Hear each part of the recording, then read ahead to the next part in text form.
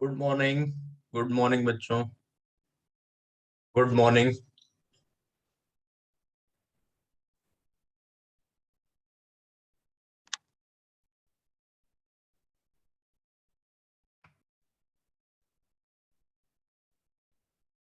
Thank you thank you. Yes, एक एक सितंबर से ओपन हो रही कोचिंग। हाँ, वो सुबह सुबह क्लास लेने का ये रीजन था ना, एक्चुअली जो टेस्ट है 15 का, तो थोड़ा सा सिलेबस रह गया था। तो वो ना कि एडमिन वालों ने बिना बताए क्लासेस हटा दी। ठीक है, तो थोड़ा सा टॉपिक रह गया था टेस्ट का, वो मैं कंप्लीट करा दूंगा। इवन पूरे 1.5 घंटे पढ़ाऊंगा भी नहीं, मैक्सिमम 1 घंटे पढ़ाऊंगा। ठीक है, टेस्ट का सिलेबस हो जाए, बस उतना ही करना है अपने को आज। पैरेलल ऑर्डर रिएक्शन तक पढ़ लेंगे, बस वहीं तक।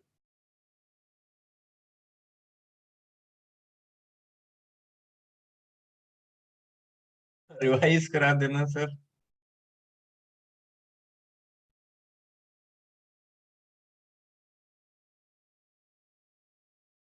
हर्षित बताओ, किसी और से पढ़ना है तो बता दो। अदरवाइज अलॉट तो मैं ही हूँ इस बैच को, ऑनलाइन तो मैं ही पढ़ाऊंगा। इवन ऑफलाइन भी मैं ही पढ़ाऊंगा।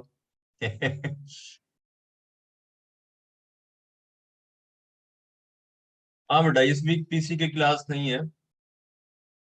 नहीं रख सकते ना, पीसी की क्लास नहीं रख सकते। एक्चुअली शेड्यूल में नहीं है, वो तो रिक्वेस्ट करके एक्स्ट्रा लिए बेटा। रिक्वेस्ट करके एक्स्ट्रा लिए। अगले वीक का भी मुझे नहीं पता, शेड्यूल नहीं आया अभी। परसों पता लगेगा।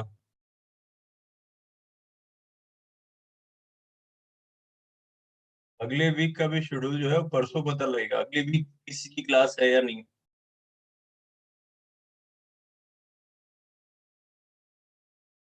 यस, ऑनलाइन जो है उनकी क्लास भाई, आपको कहीं से कोई डिस्टरबेंस नहीं आएगा बेटा। जो ऑनलाइन वाले हैं वो ऑनलाइन पढ़ते रहेंगे, जो ऑफलाइन वाले हैं ऑफलाइन पढ़ते रहेंगे। कहीं से कोई डिस्टरबेंस नहीं होगा। बढ़िया हो बेटा युवराज, बढ़िया हो। कहीं से कोई डिस्टरबेंस नहीं होगा, आप तो बस अपना पढ़ाई में फोकस करो।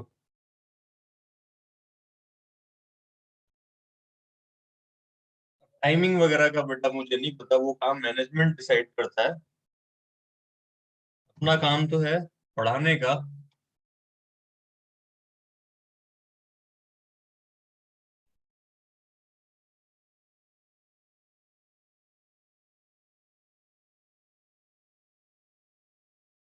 हाँ, तो मैं फोर्थ क्लास मत मानो आप, ये मुश्किल से 1 घंटे की क्लास है, मैं 1 घंटे में सब कुछ फिनिश कर दूंगा।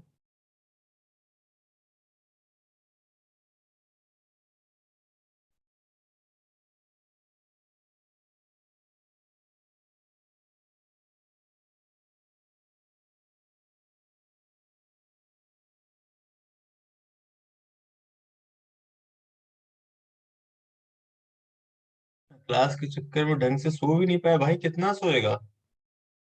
8:15 होने जा रहा है, 8:15 हो चुका है। मुझसे पूछो। रात के 12 बजे तक, 12 तो नहीं, 11 11:30 बजे तक तो पेपर और सोल्यूशन बनाता रहा। अब बेटा टीचर नहीं चेंज होंगे, नहीं चेंज होंगे, मुझे नहीं लगता टीचर कोई चेंज होगा। वही टीचर पढ़ाएंगे। और हो भी गया तो क्या फर्क पड़ता है यार, है ना, पढ़ने से मतलब है।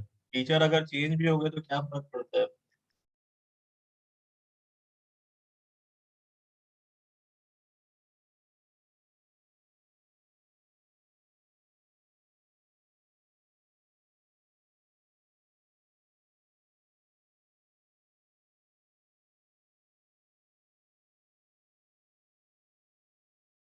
बताइए, लास्ट क्लास में कहाँ तक हुआ था? लास्ट क्लास में कहाँ तक पढ़ा था?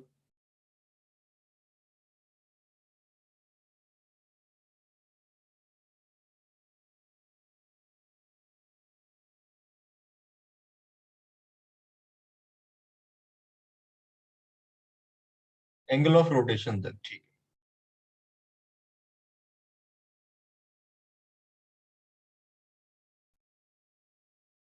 1 मिनट बेटा, 1 मिनट है ना। हेडफोन लेके आ जाऊं?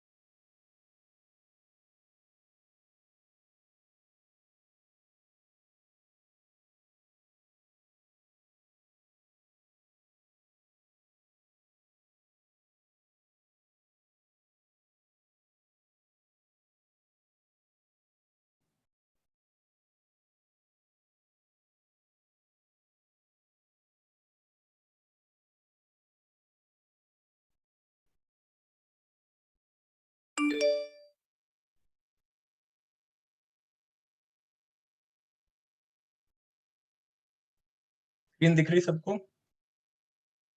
स्क्रीन आ गई? स्टार्ट करते हैं, है ना?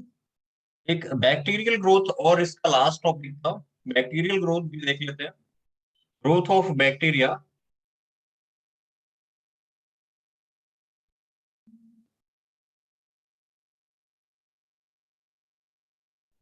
फ्रॉम फर्स्ट ऑर्डर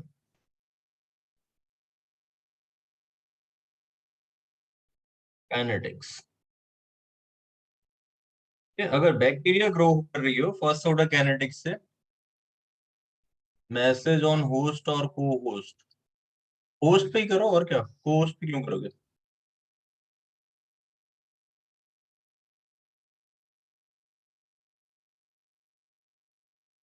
चलिए।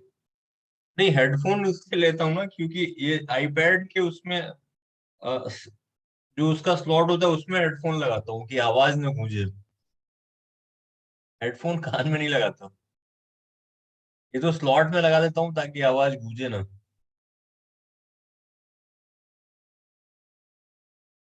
देखिए सर, बैक्टीरिया ग्रो कर रहा है from first order kinetics let initially concentration of bacteria,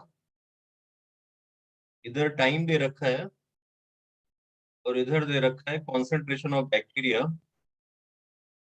initially it was a, और आफ्टर टाइम टी ग्रो करके ये हो गया ए plus x.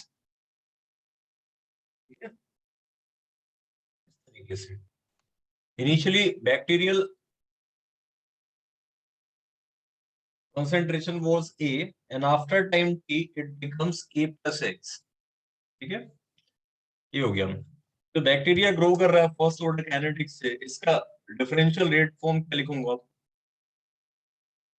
Plus D bacteria, चूंकि ग्रो कर रहा है बन रहा है इसलिए plus sign, upon D D is equal to K concentration of bacteria raise to the power 1। अभी स्टार्ट किया रहमान साहब, अभी स्टार्ट किया, देर नहीं हुई है, बस जस्ट अभी स्टार्ट ही किया।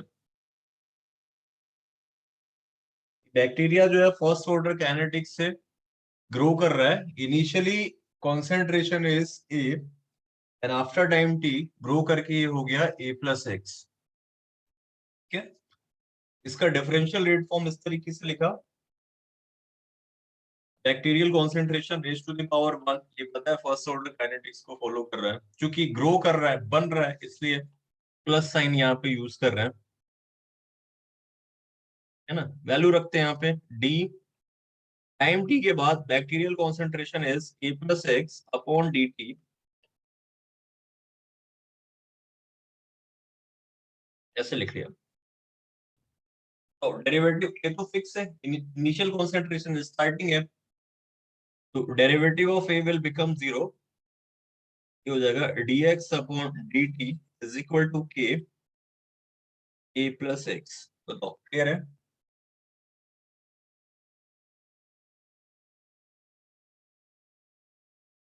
बोलिए, क्लियर है सबको ये?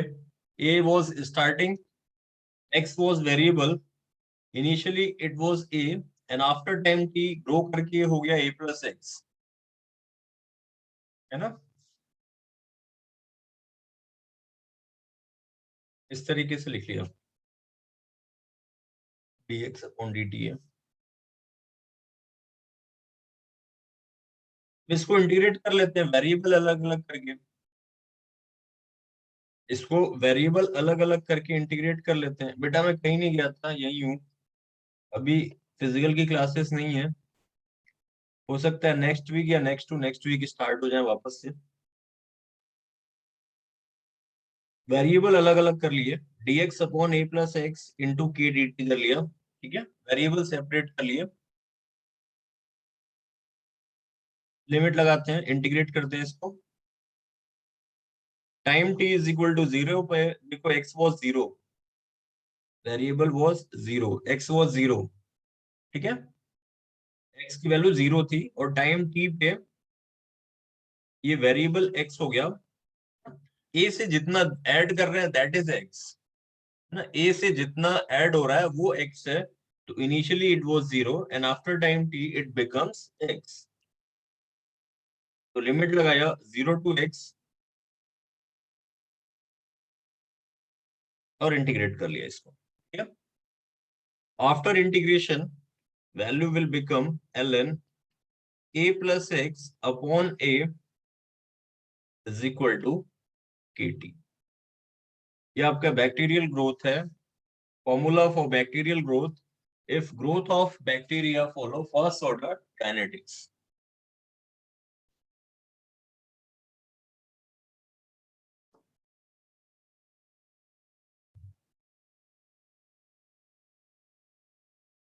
बताइए।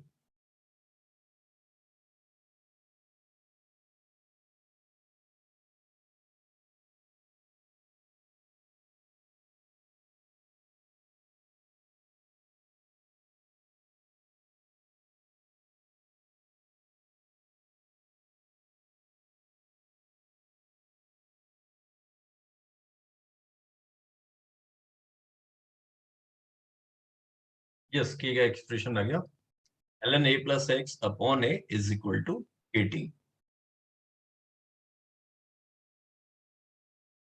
क्लियर है।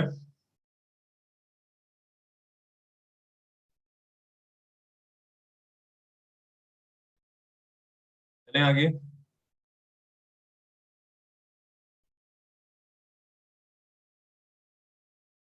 लास्ट टॉपिक टेस्ट का है कि parallel first order reaction, parallel first order reaction, यहां तक टेस्ट में सिलेबस है और यहीं तक अपन पढ़ेंगे, क्योंकि मैं जो सोच रहा हूँ कि मेरे जो जितने बैच हैं वो सारे कॉमन लास्ट पॉइंट पे आके खत्म हो, ताकि अगली बार जब क्लासेस स्टार्ट हो तो सब में सेम पॉइंट से स्टार्ट करना रहे। तो वहीं यहीं तक पढ़ाऊंगा मैं, पैरेलल फर्स्ट ऑर्डर रिएक्शन तक। मान लो आप मैक्स टू मैक्स 45 मिनट, उसके बाद क्लास ओवर, ठीक है। देखिए इसको, मान लो रिएक्शन हो रही है इस तरीके से, A form to product B and C,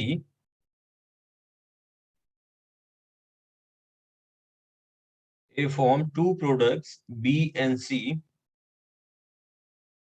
and both follow first order kinetics. Rate constant are k1 and k2, ठीक है, rate constants are k1 and k2। तो देखो, मान लो मैंने सपोज पहले इस रिएक्शन को ले लिया, A to B, rate constant is k1, मैं इसका डिफरेंशियल रेट लॉ लिख रहा हूं, क्या लिखूंगा, minus d a upon D t to first reaction, यानी ए का rate of disappearance through first reaction, that is rate of formation of b is equal to k1 a raise to the power 1। तो ये differential rate law लिख लिया for the first reaction. बताइए clear है?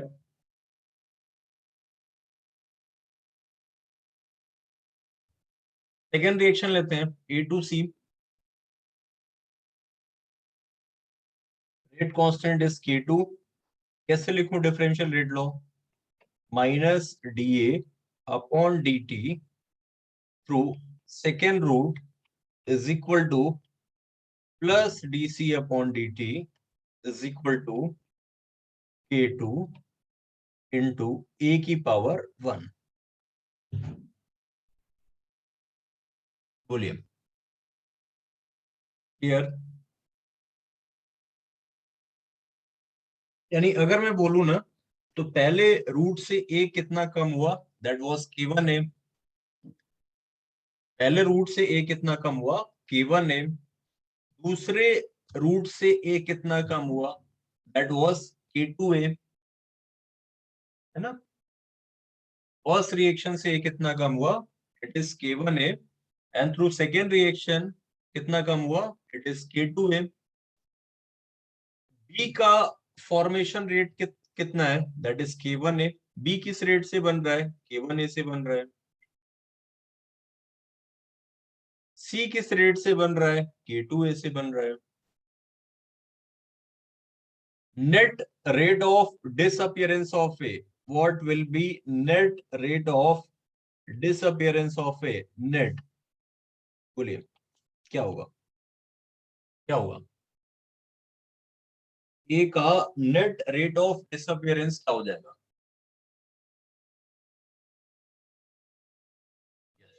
Good, very good. Net rate of disappearance क्या हो जाएगा, K1A plus K2A। K1A से पहले रूट से कम हुआ, एक मिनट,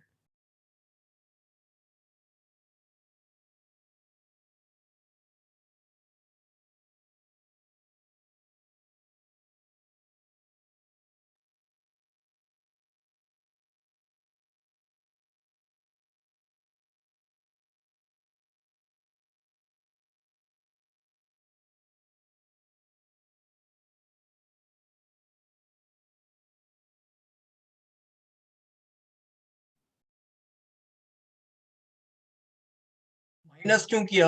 माइनस क्यों किया? K1A माइनस K2A थोड़ी ना होगा, K1A plus K2A। K1A plus K2A होगा।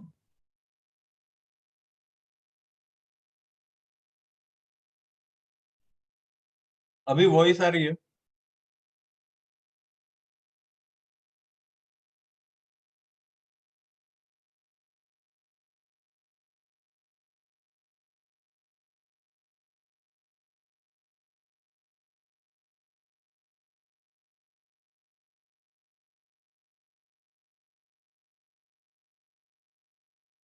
सही है? बताइए सही है ये? बताओ यहां से ए का कॉन्सेंट्रेशन क्या लिख लूं, फर्स्ट ऑर्डर काइनेटिक्स लेके। मान लो आप K1 प्लस K2 को K नेट लिख लो, तो K1 plus K2 is equal to K net. तो क्या लिखना है इसको, minus dA upon dt net is equal to K net into concentration of a. It is just like,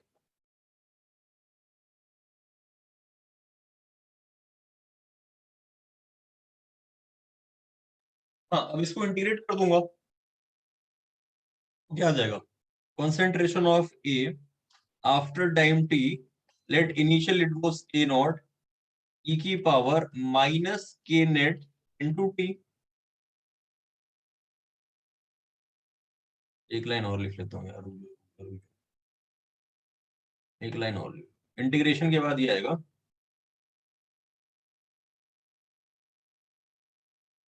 जैसे फर्स्ट ऑर्डर में इंटीग्रेट करते थे, ये आ जाएगा। ठीक है? तो A का concentration after time t is A naught e की power minus K net into T. चाहो तो के नेट की वैल्यू रख दो, that is concentration of A is A naught E की power minus K one plus K two T. ये मेरा ए का कॉन्सेंट्रेशन आ गया आफ्टर टाइम टी।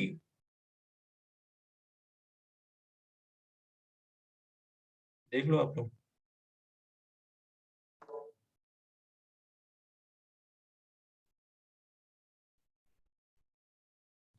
हो गया मेरे से के नेट इनटू टी। हम्म।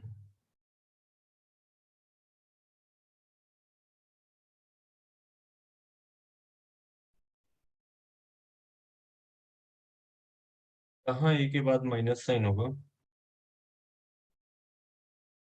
सही तो है ऋतिक कुमार, सही तो है बेटा। ये माइनस साइन है तो बता तो रहा है कि ये कम हो रहा है टाइम के साथ। कितना कम हुआ? इतना कम हुआ।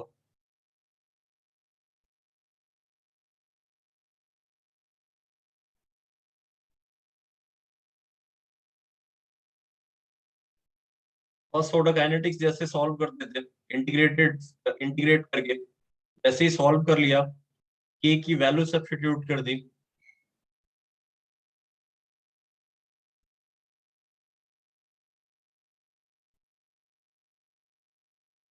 बताइए क्लियर है इतना?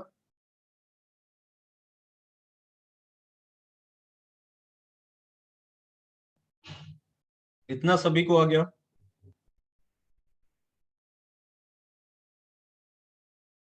ये तो ए का कॉन्सेंट्रेशन निकाल लिया, अभी पी और सी की कॉन्सेंट्रेशन निकालना बाकी है। अब देखो ना, बी किस रेट से फॉर्म हो रहा है, दैट इज के वन ए। बी का फॉर्मेशन रेट क्या है? के वन ए, है ना? बी किस रेट से बन रहा है? के वन ए से। देखो, बी का फॉर्मेशन रेट निकालते हैं, तो D B upon D T is equal to A one A. अब ये फिक्स नहीं है, A is again variable, A time के साथ वेरी कर रहा है, और ए का कॉन्सेंट्रेशन कितना मिल रहा है टाइम के साथ वो पता है। ए वन ए नॉट ई की पावर,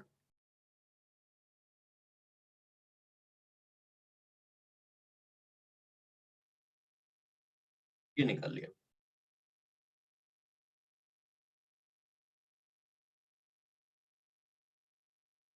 तो ये बताइए, ये dB upon dt is equal to A one A naught E की power minus K one plus K two into T. Variable अलग अलग कर लेते हैं, that is dB is equal to A one A naught E की power into D T. यहाँ पे limit लगाएंगे और इंटीग्रेशन कर लेंगे।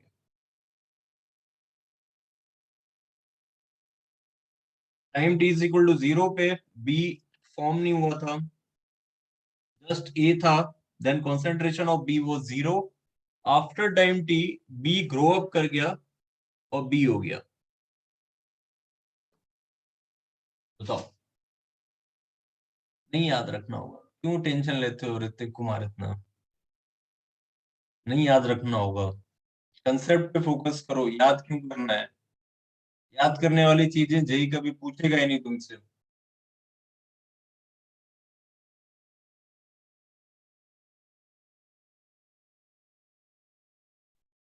टेस्ट के लिए रिवाइज कैसे करें? बेटा डेली दो चार बादाम सुबह उठ के खाओ। बेटा रिवीजन नाम की कोई चीज नहीं होती, है ना? रिवीजन कुछ नहीं होता मेरे हिसाब से। आप जैसे रूटीन में पढ़ाई करते हो करते रहो, अपना होमवर्क पूरा करते रहो प्रॉपर तरीके से। ठीक है? मैं रिवीजन के बाद, मैं टेस्ट के बाद रिवीजन मानता हूँ। एक्चुअली आपने जो सारी चीजें पढ़ी हैं उनका एप्लीकेशन ही टेस्ट है। तो आप आपको ज्यादा से ज्यादा देखना है, आप थोड़ा बहुत मतलब बिना पैनिक हुए और बिना अपने ऊपर एक्सर्शन लिए हुए आप उन चीजों को देख लो, फिर टेस्ट दो। भाई हमारा जो दिमाग है ना, नहीं कोई डाउट वाले कुछ मत पढ़ो यार, मैं तो ये कह रहा हूँ आपको, तो जो रूटीन वर्क है आपकी 3 क्लासेस हो रही हैं, जो होमवर्क मिल रहा है उस होमवर्क को करो। टेस्ट के लिए कुछ भी अलग से पढ़ने की जरूरत नहीं है, आप तो क्वेश्चंस करते रहो, आपको जो सवाल मिल रहा है, ठीक है। अलग से टेस्ट के लिए कुछ भी पढ़ने की जरूरत नहीं है। हाँ टेस्ट दिया, सवाल आए उस पे, किया, मान लो किसी पर्टिकुलर टॉपिक पे सवाल नहीं हुआ, मान लो सपोज कि कोई क्वेश्चन था, सपोज एचसीपी पैकिंग का सवाल है, एचसीपी पैकिंग का सवाल गलत हो गया, ठीक है। हेक्सागोनल क्लोज पैकिंग का सवाल गलत हो गया, उसके बाद आओ टेस्ट में जब एक गलती कर चुके हो हेक्सागोनल क्लोज पैकिंग की, फिर आओ और एचसीपी पैकिंग फिर से रिवाइज करो। देखो वहां पे क्या दिक्कत थी, फिर एचसीपी पैकिंग की थ्योरी क्लास नोट से पढ़ने के बाद उसके बाद आप क्या करो कि उस सवाल को री अटेम्प्ट करो। हो जाता है, अच्छी बात है, 1-2 अटेम्प्ट मारा हो गया, बहुत अच्छी बात है। नहीं हुआ तो आपको सोल्यूशन भी मिलेंगे, फिर भी नहीं हुआ समझ में आया टीचर से पूछ लो।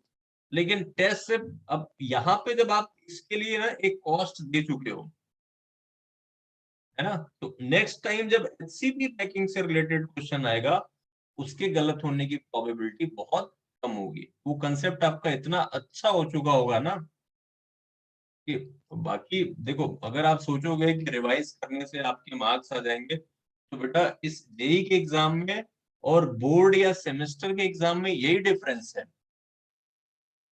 ना। वहां ये थ्योरी वर्क करती है जहां आप टेस्ट से पहले पढ़ते हो, जहाँ पे चीजें आपको लिखनी होती है थ्योरेटिकल वे में, वहां ये थ्योरी वर्क कर जाती है कि टेस्ट से पहले आप पूरा थ्योरी पढ़ लो और जो जो चीजें आपके दिमाग में रिकॉल आ रही है आप लिखते जाओ, लेकिन यहाँ ये थ्योरी काम नहीं करती, ठीक है। मेरे हिसाब से टेस्ट को लेके बिल्कुल पैनिक नहीं होना चाहिए, कुछ भी पढ़ने की जरूरत नहीं है, जो भी रूटीन वर्क मिले आपका होमवर्क सब्जेक्ट्स में उनको करते रहो, मार्क्स से बहुत ज्यादा डेविएट मत हो। टेस्ट में जो मार्क्स आ रहे हैं कम ज्यादा होते रहेंगे, बट अपना काम ईमानदारी से करते रहो, सिंसियरली डेली का डेली रूटीन वर्क करते रहो। डेफिनेटली थोड़े टाइम बाद क्या होगा कि आपका जो होमवर्क का टाइम है वो भी शॉर्ट हो जाएगा और आपके मार्क्स भी इंप्रूव हो जाएंगे।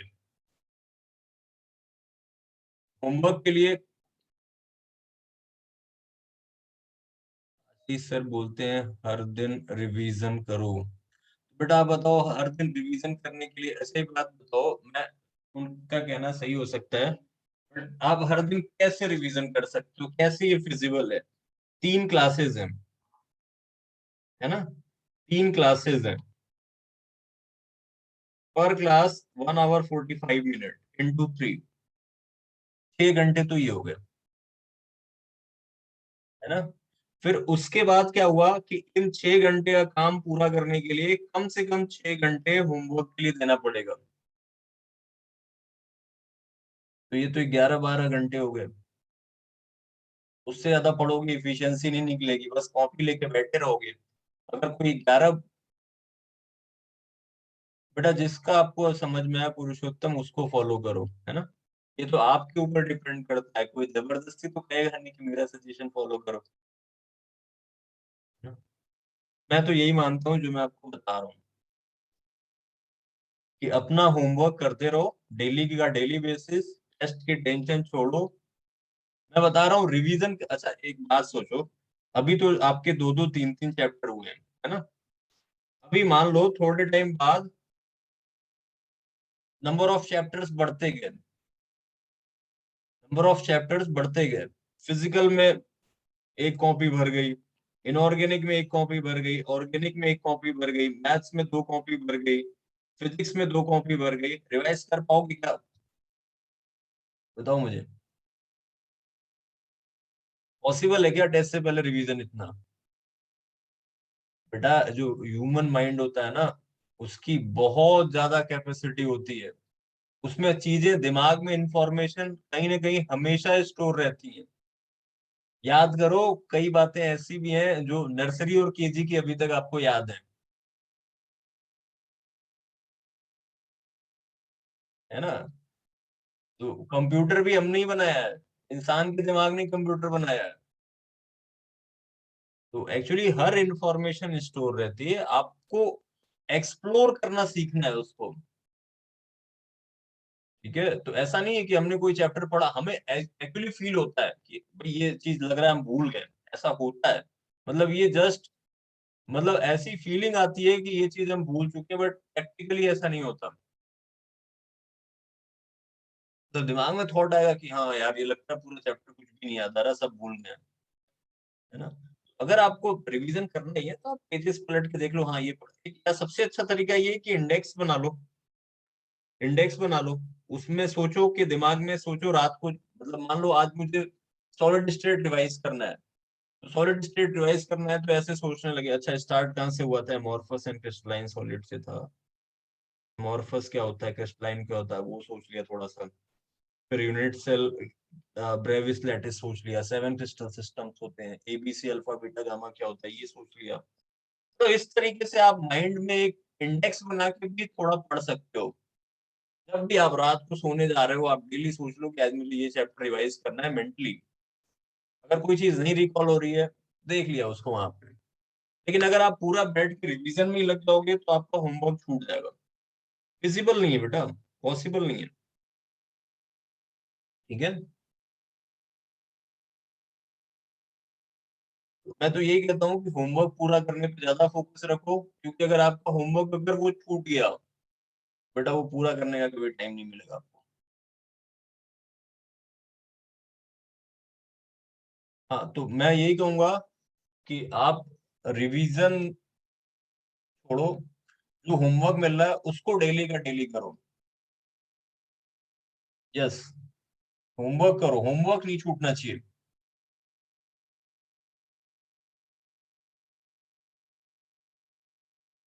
बाकी अलग अलग सब्जेक्ट का अलग अलग तरीका हो सकता है ना। मुझे तो मेरे सब्जेक्ट में ये लगता है, आप मेरे सब्जेक्ट में ये अप्रोच फॉलो करो, आपको देखो डेफिनेटली रिजल्ट मिलेगा।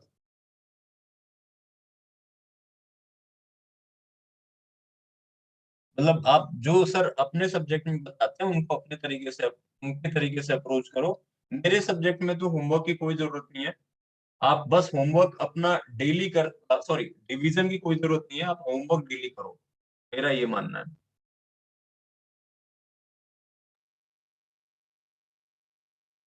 ये टेस्ट मेंस पैटर्न का है, मेंस पैटर्न का टेस्ट। चलिए स्टार्ट करते हैं यार, काफी टाइम हो गया। देखो, integration of d b is b का इंटीग्रेशन क्या हो जाएगा, k1 a not minus k1 plus k2। Integration कर लेंगे सभी लोग, with limit 0 to t, limit 0 to t। ठीक है, तो यहाँ पे लिमिट सब्स्टिट्यूट कर देता हूँ। Then concentration of b will be k1 a not minus sign k1 plus k2।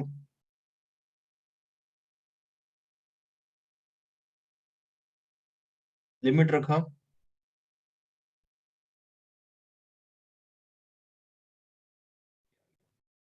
इस माइनस साइन को ब्रैकेट के अंदर ले जाते हैं, ये हो गया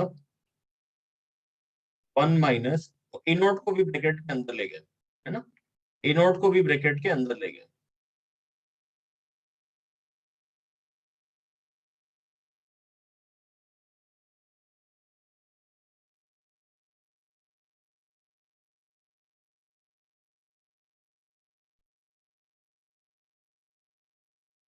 तो ये हो गया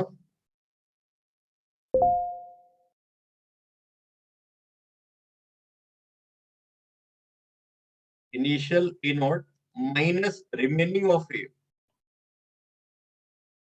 ठीक है, ऐसे लिख लिया।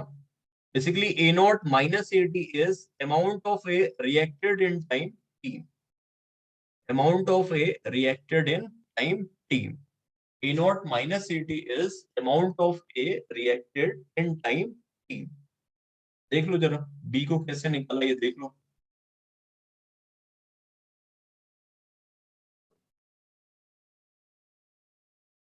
B का फंक्शन कैसे लिखा, B को कैसे निकाला ये देखो, है ना. देखो एक मिनट.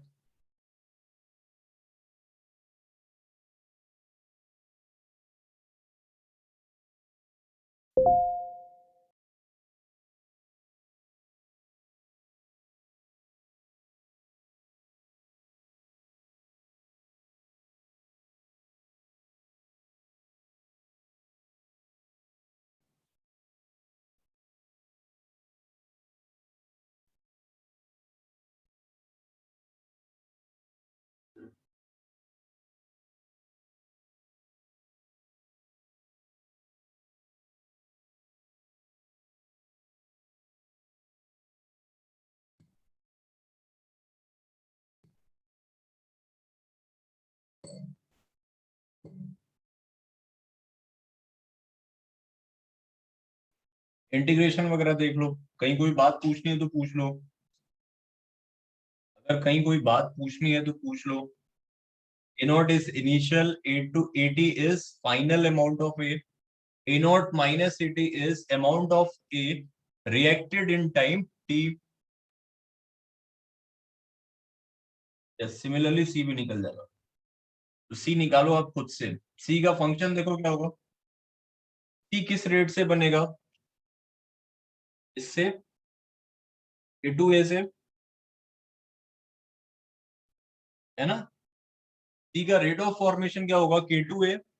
C का कॉन्सेंट्रेशन कैलकुलेट करिए सभी लोग.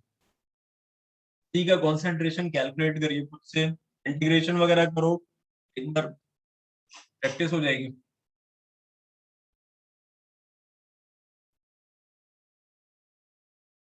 हाँ सेम ऐसे ही होगा, लेकिन करो हाथ से, अपने हाथ से निकालो उसको ड्राइव करके, ताकि याद हो जाए किस तरीके से निकाला था.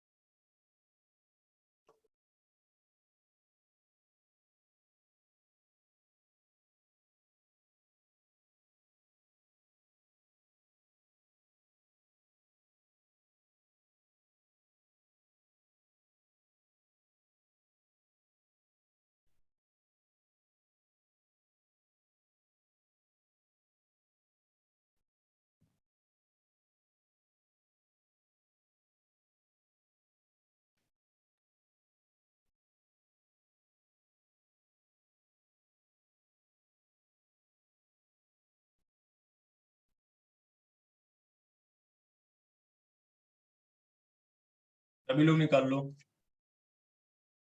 कुछ लोगों के हो गए. हाँ वो तो सही है, बट अगर इंटीग्रेशन कर लोगे तो अनुराग, मुझे पता है K1 की जगह K2 आ जाएगा, बट अगर इंटीग्रेशन कर लोगे तो फायदा रहेगा.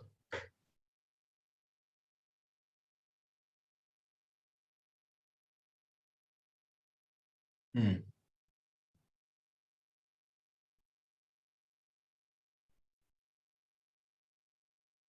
ये बैच फुल ऑनलाइन है क्या, ऑनलाइन प्लस ऑफलाइन है बैच, ये फुल ऑनलाइन है, ऑनलाइन प्लस ऑफलाइन है. ओके ऑनलाइन है, maximum online.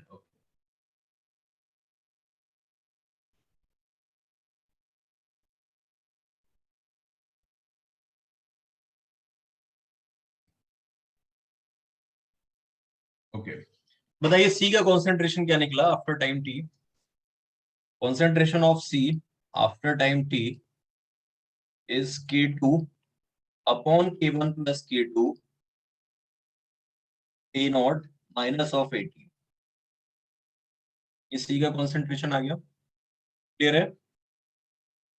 A naught was initial, AT was remaining concentration of A naught minus AT is amount of A reacted in time T.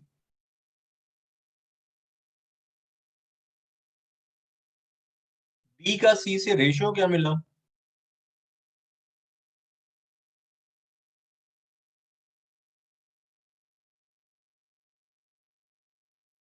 ये ratio मिला।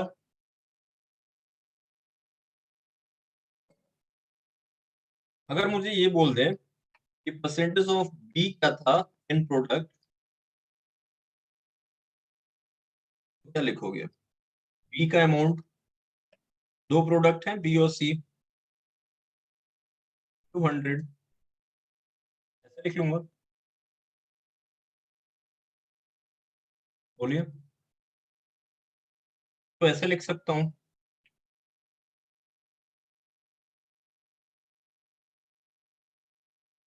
B का कितना percentage होगा ऐसे लिख सकता हूँ। सही है। Percentage of c in product,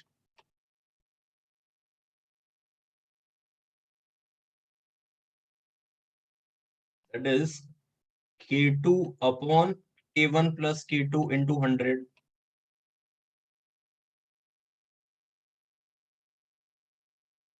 सही है।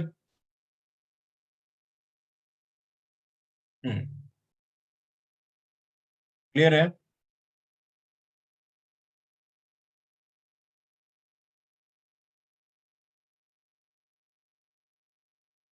सपोज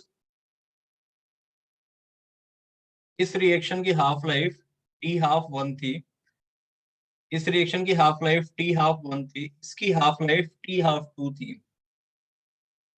मुझे net half life of reaction find करना है। क्या करूंगा? इस रिएक्शन की half life t half one है सपोज, इसकी हाफ लाइफ है टी हाफ टू। मुझे नेट हाफ लाइफ फाइंड करनी है। देखो क्या करूंगा। आपने के नेट को क्या लिखा? K net is equal to K1 plus K2। ठीक है, नेट रिएक्शन की हाफ लाइफ बतानी है। फर्स्ट ऑर्डर के लिए K is equal to ln2/T half, ऐसे लिख लिया। फर्स्ट रिएक्शन के लिए ln2/T हाफ, फर्स्ट रिएक्शन की, plus ln2/T half second reaction. ln2 will cancel out, net half life कितना आ जाएगा? T half 1 into T half 2, that is T half 1 plus T half 2। ये नेट रिएक्शन की half life मिल जाएगी।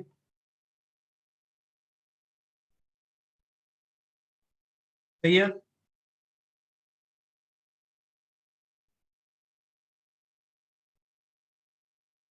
बोलिए। ये समझ में आया सबके? किसी को डाउट इसमें? किसी को डाउट? क्लियर है सबको ये?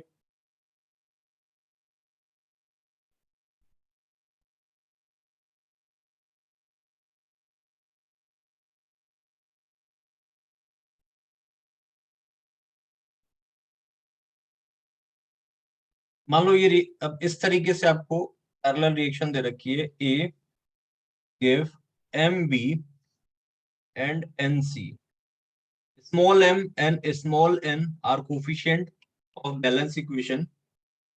ठीक है, तो आपको ए बी और सी का कॉन्सेंट्रेशन बताना है आफ्टर टाइम टी। उससे ट्राई करिए। ए बी और सी का कॉन्सेंट्रेशन डिटरमाइन करना है आफ्टर टाइम टी। खुद से ट्राई करिए, डिफरेंशियल रेट को लिखिए और सोचिए क्या होगा। ए बी और सी का आपको कॉन्सेंट्रेशन बताना है आफ्टर टाइम टी। खुद से सोचो और लिखो, ए कितना बनेगा, बी कितना बनेगा, सी कितना बनेगा टाइम टी के बाद। ट्राई करिए।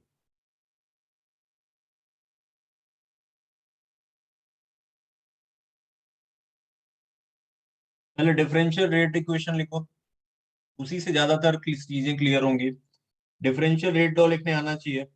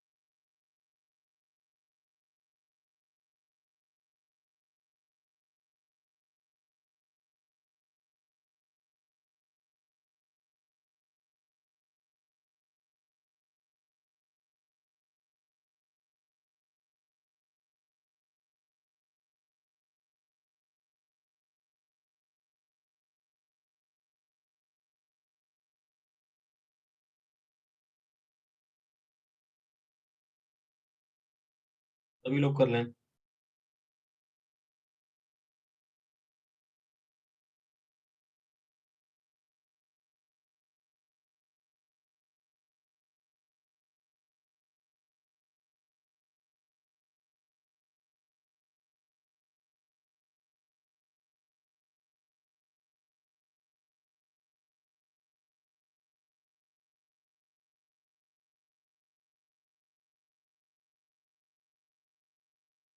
यस, बिल्कुल सही कार्तिक, बिल्कुल सही बेटा।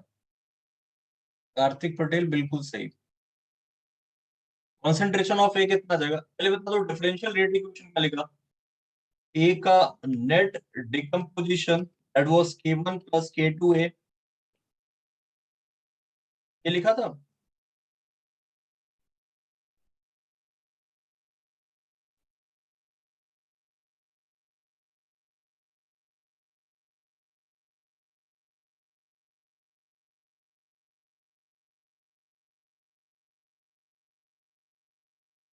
इक्वेशन बना ली थी आप लोगों ने तीनों। अब बताओ ए का कितना आया।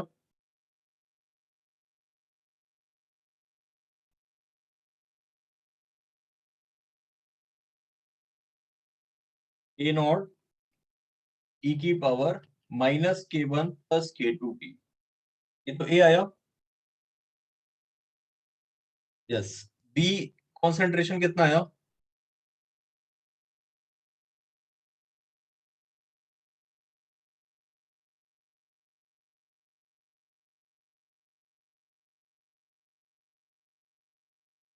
क्या आया। ए नॉट माइनस A T, ये मिला। सही है। concentration of C will become nK2 upon K1 plus K2 A naught minus AT। ये आगे सकता क्या। सबका सही है, सभी का सही है।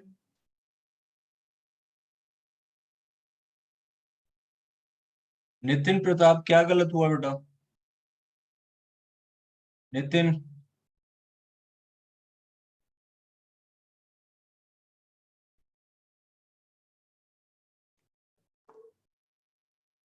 क्या गलत किया।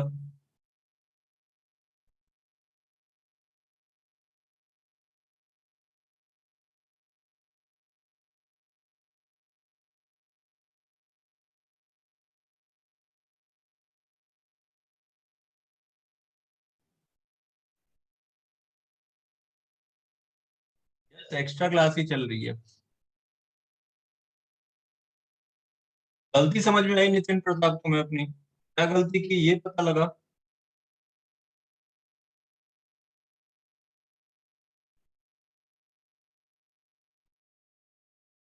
नोटिस बोर्ड में तो आया ही नहीं था। कोई नहीं, रिकॉर्डिंग देख लेना यार, क्यों टेंशन ले रहे हो।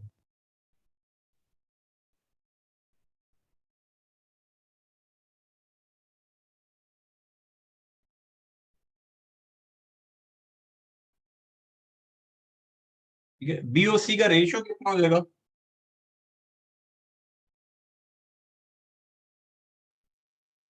Mk1 upon Nk2। अगर ये बोल दे कि बी का परसेंटेज कितना था इन product,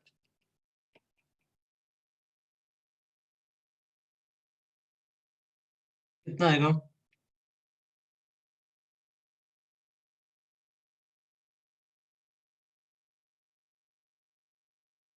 same way, percentage of c in product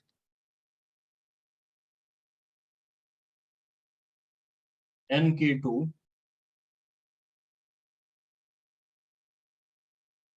ये हो गया। क्लियर है सबको? क्लियर है? एक सवाल इस पे कर लेते हैं, एक क्वेश्चन कर लेते हैं।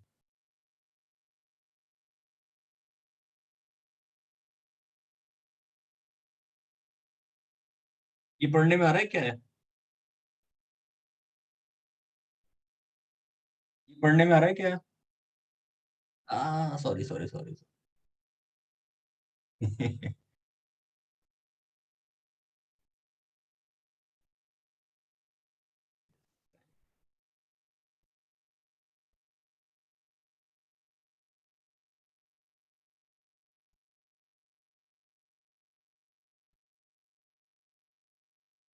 बनाने को नहीं, चेक करने को था मेरे पास। बनाया तो किसी और ने है।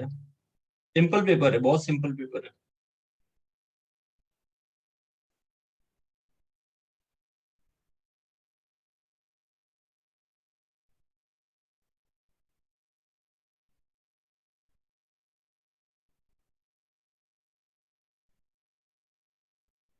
यस, ये रहा।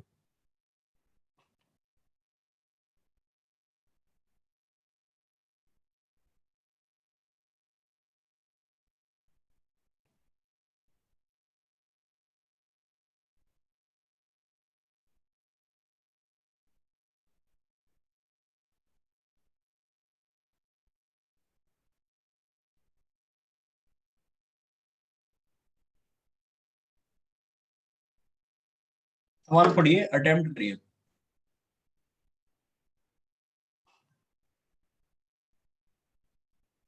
क्या तरीका होता है फास्ट, हर्षित बताना जरा। तो यार कैसे फ्लिप करें, मतलब तेजी से? मुझे तो बहुत टाइम लगता है फ्लिप करने में।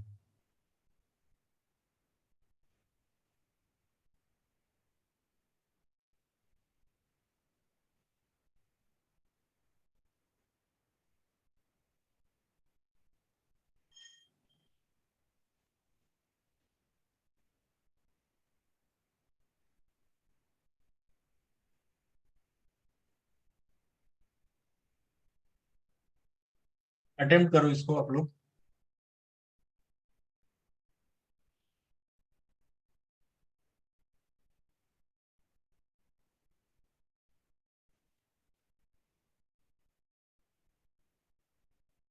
ऊपर राइट कॉर्नर में जहाँ अनटाइट लिखा है, ओके।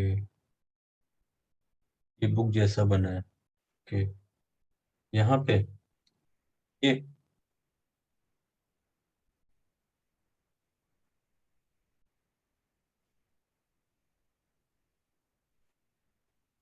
हम्म,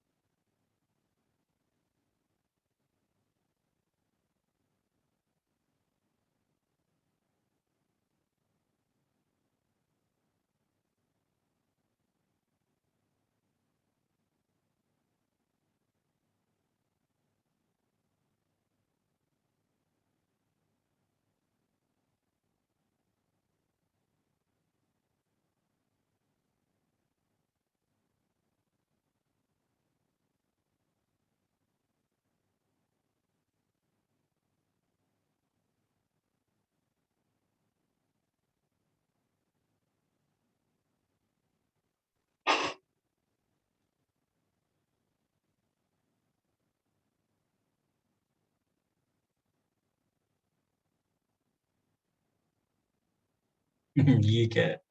अगर ए बी सी के टोटल मोल निकाल लिए तो पी का कोई मतलब ही नहीं है, पी के तो ऑलरेडी पता होंगे तभी 12 सॉल्व हो पाएगा।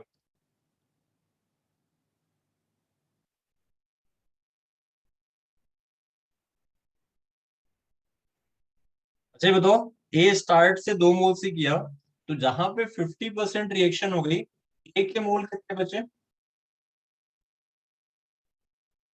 1। यानी ए तो 1 आ गया, ए के मोल्स आ गए 1, ए के तो 1 आ गए, ठीक है। अब बी के निकालने हैं। तो देखो बी का कॉन्सेंट्रेशन लिखते क्या थे टाइम टी के बाद, क्या थे? कोफिशिएंट आगे आ जाएगा 2। देखो देखो, 2, इसका फॉर्मूला क्या लिखेंगे? 2k1, कोफिशिएंट 2 आगे आ जाएगा, upon k1 + k2 into A0 - 80। क्या आ जाएगा बताइए? बी का कॉन्सेंट्रेशन क्लियर हुआ, ये दो कोफिशिएंट आगे मिलेगा, ये जो दो कोफिशिएंट है के आगे मिलेगा। बताओ भाई, k1 is 1, k2 is 2, A0 is 2, 80 is 1। तो ये कितना हो गया? 2/3 मोलर। 2/3 मोल्स हो गए, सॉरी मोलर नहीं है, मोल्स है। ये आपके मोल्स ऑफ बी आ गए।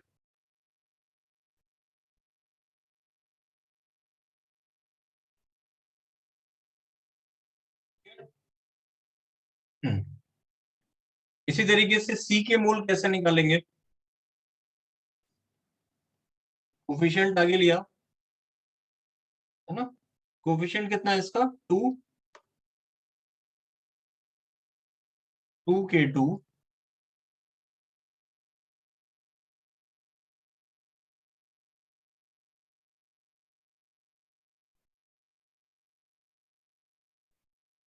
k2 is 2,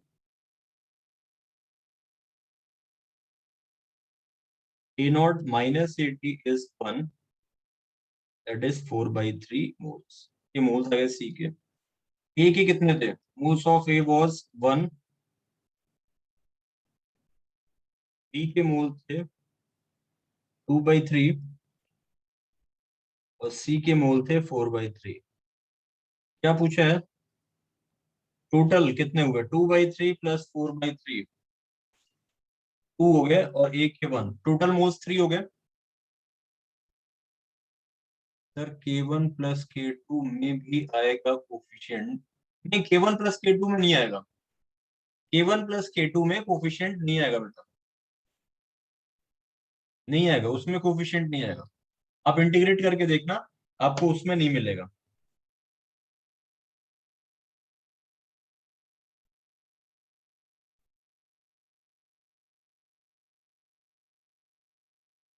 कैसे आ जाएगा भाई? आपने जो इंटीग्रेशन किया वो e⁻−k1 + k2 का आएगा। e⁻−k1 + k2 t का इंटीग्रेशन किया था, कैसे आ जाएगा वहां पे? बताओ मुझे।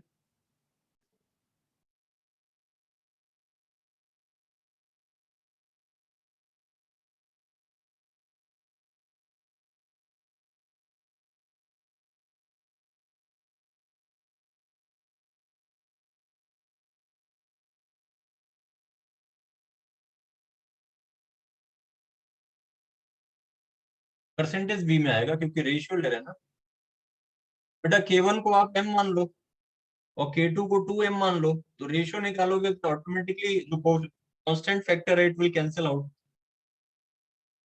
अगर आप रेशियो निकालोगे तो automatically constant factor will cancel out.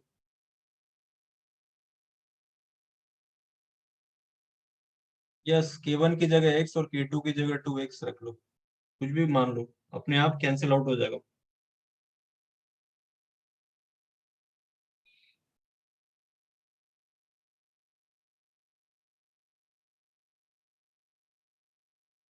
Yes, solid state से काइनेटिक्स तक आएगा।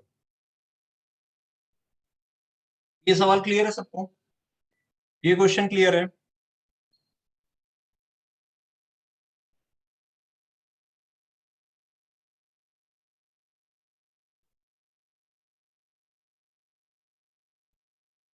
होमवर्क बता देता हूँ मैं, आप कहाँ तक कर सकते हैं अभी। अच्छा, मैं रेस 5 तक अपलोड करूंगा अभी, रेस नंबर 5 तक अपलोड करूंगा। तो आपके पास ये ऑप्शन है, आप मूल के सवाल कर भी सकते हैं या फिर उनको बाद में भी कर सकते हैं, बट सॉलिड स्टेट के सवाल डेफिनेटली करने हैं, तभी से आएगा टेस्ट बेटा। मतलब हम हमारा टेस्ट हमेशा मींस के लेवल के या तो बराबर मिलेगा आपको या उससे थोड़ा ऊपर मिलेगा। लल्लू टाइप, बहुत लल्लू टाइप सवाल भी नहीं होंगे और बहुत मुश्किल भी नहीं होंगे।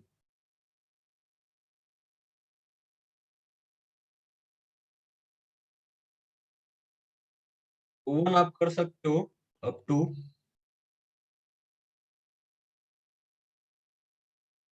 42, ओवन अप टू 42 एंड S1,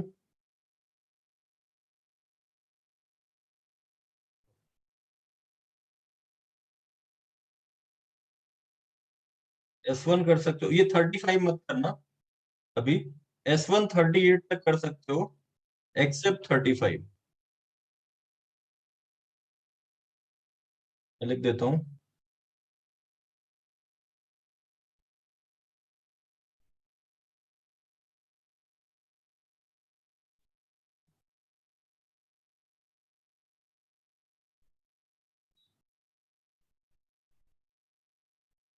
35 मना किया है करने को।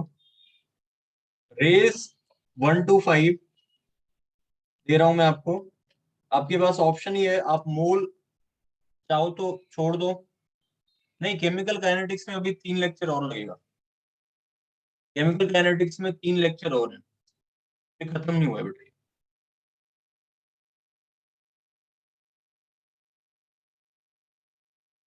ठीक है, तो रेस 1 to 5 में आप ऑप्शन ये रहेगा कि आप चाहो तो मूल के सवाल छोड़ दो या कर लो, बट सॉलिड के सवाल डेफिनेटली करने हैं। नहीं, कल नहीं है, अब नहीं है क्लास, मतलब जब नॉर्मल शेड्यूल आएगा तभी क्लास रहेगी। ये एक्स्ट्रा क्लास बुलाई थी सिलेबस कराने के लिए, अभी जब नॉर्मल शेड्यूल रहेगा तभी क्लास होगी। यस, कंप्लीट करनी है। इक्वलेंस पॉइंट वो पॉइंट है जहां रिएक्शन स्टाइक्योमेट्रिकली कंप्लीट हो जाए, that point is called equivalence point. जहां रिएक्शन पूरी खत्म हो जाए वो मान लो, उस पॉइंट को इक्वलेंस पॉइंट। यस, आज की क्लास ओवर है, आज की क्लास ओवर है।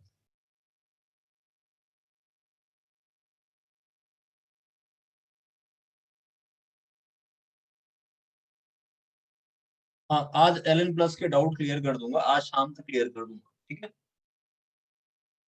हाँ, रेस के सोल्यूशन अभी अपलोड कर दूंगा। ओके बेटा, बाय।